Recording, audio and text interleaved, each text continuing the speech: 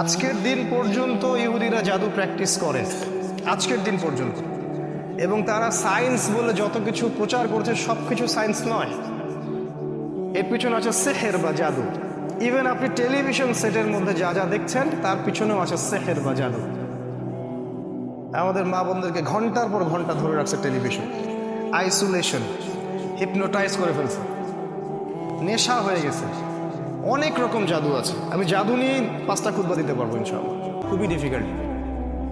কারণ জাদু জিনের সহযোগিতা ছাড়া হয় না। যারা জাদু করে তারা জিনকে তাবে করে। আপনারা কিন্তু কোরআন পড়লে দেখবেন আল্লাহ পাক বলেছেন জাহান্নামের ইন্ধন হবে মানুষ আর জিন, যারা একে অপরকে সহযোগিতা করত।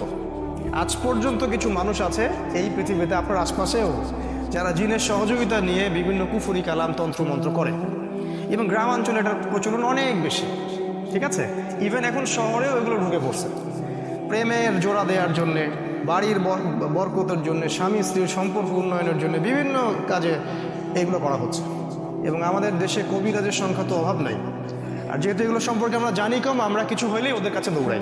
এই সুযোগটা ওরা আমাদের কাছ থেকে নেয়, নিয়ে সে এদিক থেকেও টাকা খায়, ওদিক থেকেও টাকা খায়। শয়তান, এক কথায় শয়তানের চেলাপেলা এগুলা। তো আল্লাহ রসুলকে ইহুদিরা জাদু করেছিল।